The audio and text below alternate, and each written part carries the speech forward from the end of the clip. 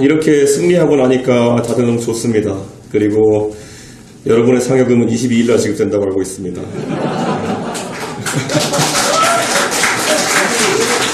네? 원성동 원내대표께는 다른 상여금은 없지만은 원성동 원내대표님이 뭔가 바라시는 것 같으니까 박수 한번 부탁드리겠습니다.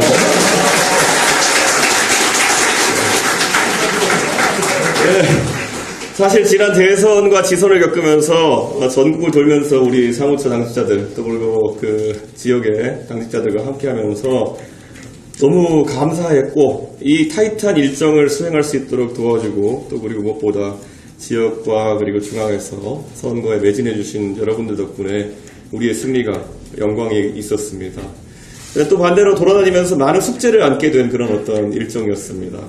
특히 우리가 지역에 가면은 열악한 우리 지방 당의 사정들이라든지 이런 것들을 보면서 인력 보강과 또 재원 보강의 문제를 살피게 되었고, 특히 우리가 당세가 축소되는 시기에 우리가 좀 했던 것들이 있습니다. 지역당의 당사를 팔아버린다든지 그렇게 해서 예산을 마련해서 중앙당에 쓴다든지 이런 경우가 좀 있었는데, 이번에 앞으로 남은 1년 동안은 그 지역당에 대한 지방 시도당에 대한 투자를 많이 해야 될 것으로 보입니다. 그렇기 때문에 당장 우리 호남 지역에 대한 서진 정책을 하겠다고 여러 가지 이야기를 했었는데, 뭐 그 상징적인 조치들은 다른 것이 있겠지만은 그 안에서 내실을 다지기 위한 조치로 우선 우리 지방 당사들의 다시 마련하는 과정이 필요할 것이다. 저는 이렇게 생각합니다. 그래서 그런 재원을 충실히 마련해야 되는 것이고, 뭐 또 전북도당 같은 경우에는 당사 같은 경우에는 전면적인 개보수가 필요해 보입니다. 예, 건물을 다시 짓는다든지 리모델링하는 등의 그런 조치도 좀 필요할 거로 보이고, 그 외에도 각 지역에서 필요한 것이 있다면은 빨리 우선순위를 마련해가지고 준비할 수 있도록 해야 될 것입니다. 그리고 또 굳이 얘기하자면은 이제는 저희가 당 체계를 완전히 개편해야 될 시기가 왔습니다. 저희가 중앙당에서도 사무처 조직 개편을 아마 강하게 해야 될 것으로 보입니다. 지난 4번의 선거 패배에는 여러 가지 사유가 있었겠지만은 그것을 딛고 일어나기 위한 우리의 지난 한 2년간의 노력은 우리가 앞으로 선거에서 어떤 방향성을 가져야 될지를 명징하게 보여줬다, 이런 생각을 합니다. 우리가 이제 갖춘 조직이라고 하는 것은 과거와 다르게 지역적으로도 많은 확장했고 세대별로도 많은 확장을 했습니다. 지금 우리에게 갓 들어온 20대, 30대가 당에서 꾸준한 역할을 하기 위해서는 우리 당이 크게 바뀌어야 됩니다. 제가 상징하는 게 뭐겠습니까? 당의 낙하산으로, 그것도 아주 좋은 자리로, 비대위원이라는 자리로 박근혜라는 대단한 지도자에 의해서 끌어올려졌음에도 불구하고 당에서 역할을 하기까지는 최소 10년 정도의 시간이 걸린다는 것을 보여준 건 아니겠습니까?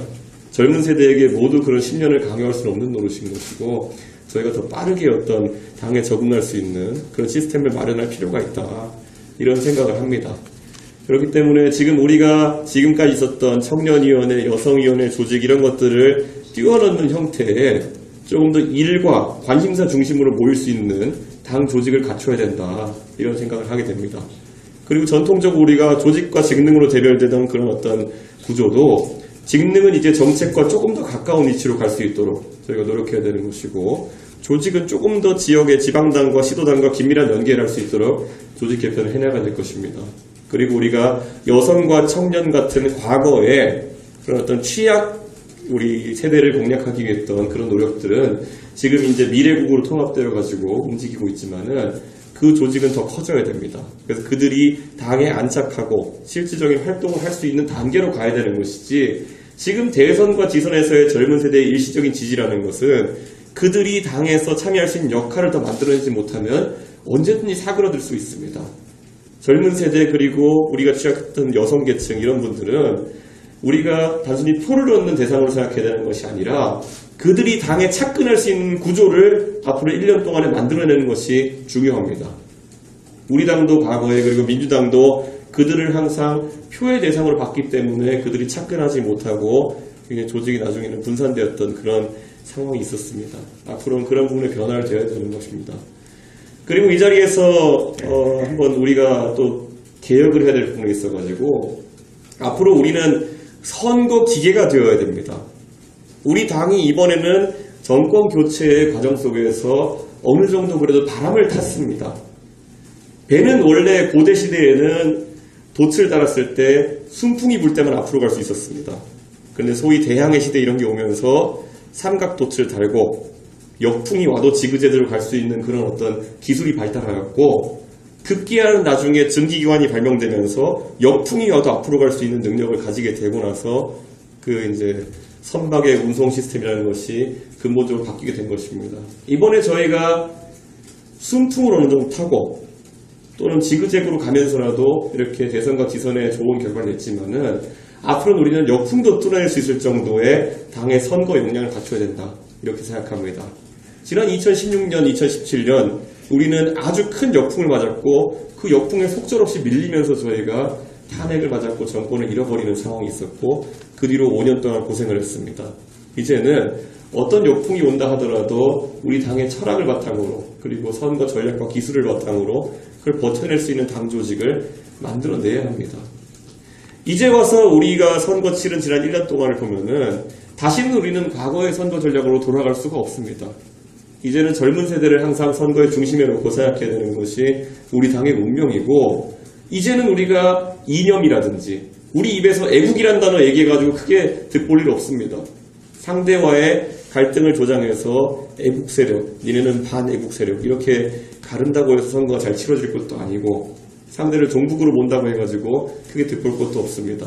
민주당도 우리를 친일로 몰고 적폐로 몰아가지고 크게 득본 것 없는 것처럼 선거에 있어가지고 철학을 바탕으로 합리적인 대안을 놓는 방식으로 승부해야 되고, 그 안에서 우리의 승부수가 펼쳐질 것이다, 그런 생각으로 임해야 됩니다.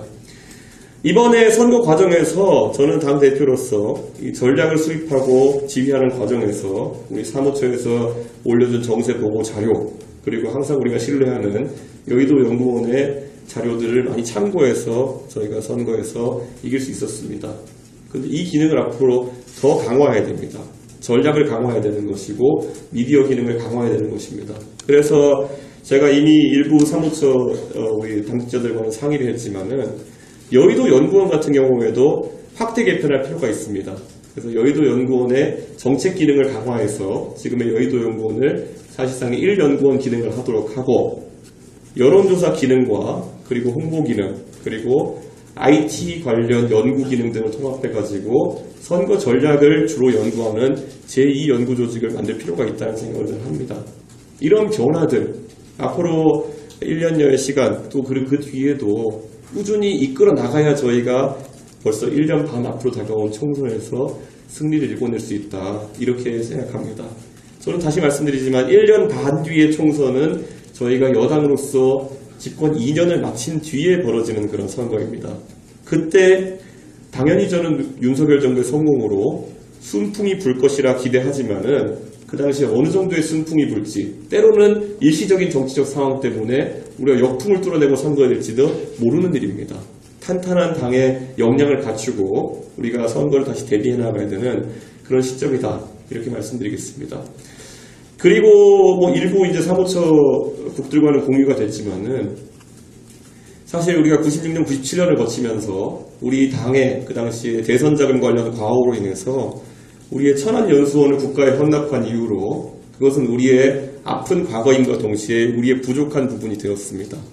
우리 당원 구조는 이미 과거 작년에 20만이던 시절을 벗어나가지고 70만, 80만을 넘어서 100만을 바라보는 시기까지 곧 올 겁니다.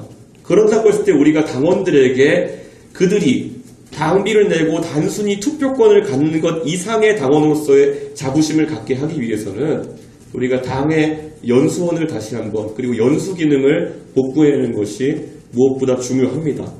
그래서 이 연수 기능을 바탕으로 정말 당원들이 윤석열 정부의 그런 철학을 잘 이해하고 지역에서 우리의 일선 선봉대가 되어서 결국 윤석열 정부의 성공을 위해서 뛸 수 있도록 연수 기능을 강화할 필요가 있다, 이런 생각을 합니다. 첫째로는 연수 프로그램을 확립해야 됩니다. 과연 당원들에게 어떤 정말 내용 있고 그리고 도움이 되는 그런 연수 프로그램을 마련할 것인가, 그리고 이것을 어떤 공간에서 또 어떤 시기에 진행할 것인가, 이런 기획이 잘 따라야 됩니다. 우리는 결코 지금 우리가 대선과 지선을 거치면서 불어난 당세와 지지세를 영속적인 것이라고 여겨서는 안 됩니다. 우리가 이들에게 적절한 당원으로서의 자부심과 그리고 혜택을 제공하지 못한다고 하면은 언제든지 우리 당원들은 다시 떠날 수 있습니다. 그렇기 때문에 그 부분에 중점을 두고 우리가 지난 대선과 지선 동안에 늘어난 몸집이 1년 뒤에는 다시 줄어들어서 튼살과 같이 남지 않도록 꼭 이것이 영속된 우리의 체급으로 남을 수 있도록 우리는 많은 노력을 기울여야 할 것입니다. 그리고 앞으로 우리 사무처 당직자들께서 항상 생각해 주셨으면 좋겠던 것은 적어도 제가 당대표 임기하는 동안은 당에 만약에 재정을 우리가 건실하게 해서 재정에 남는 부분이 있다고 한다면은 그 모든 것은 사람을 위해 쓰이도록 하겠다는 철학을 저는 갖고 지켜왔습니다. 지금 우리가 선거에 승리하고 나서 아까 농담처럼 이 상여금 지급도 2회차에 걸쳐서 하고 했지만은 이것이 사실 우리 사무처 당직자들이 하는 노고에 비하면은 항상 부족한 것임을 알고 있습니다. 그런데 이에 더해서 앞으로 우리 사무처 당직자들의 역량 강화를 위해서도 많은 당비를 투입할 계획입니다. 제가 노조위원장과도 이 부분에 대해서 간략하게 상의한 바가 있지만은 앞으로 총선을 앞두고 이 기간 동안에 우리 사무처 당직자들이 각자의 역량을 키우기 위한 개개인의 개별 연수를 진행한다고 하면은 그 비용을 당비에서 지원할 수 있도록 하겠습니다. 그것은 여러 가지 분야를 포괄하는 것이 본인의 역량을 키우기 위한 어떤 기술에 대한 교육을 본인이 받겠다고 한다면은 유급으로 받으면서 그것을 할 수 있도록 할 것이고 거기에 더해서 만약에 국제적인 정당 간의 교류라든지 여러 이벤트에 우리 사무처 당직자들이 참여하겠다라고 했을 때는 적극적으로 그런 이벤트에 참여할 수 있도록 지원할 수 있도록 그렇게 하겠습니다. 저희가 앞으로 1년여의 시간, 1년 반년의 시간 동안에 어떤 준비를 했냐에 따라서 우리 당은 앞으로 많은 변화를 겪게 될 것이다. 이렇게 판단하고 지금까지 항상 당의 일선에 서서 승리를 위해 기여해 오시고 정권교체를 위해서 기여해 오신 것처럼 앞으로도 같은 방향으로 우리 함께 달렸으면 좋겠습니다. 정말 다들 축하드리고 감사했고 그리고 앞으로도 기대하겠습니다. 화이팅!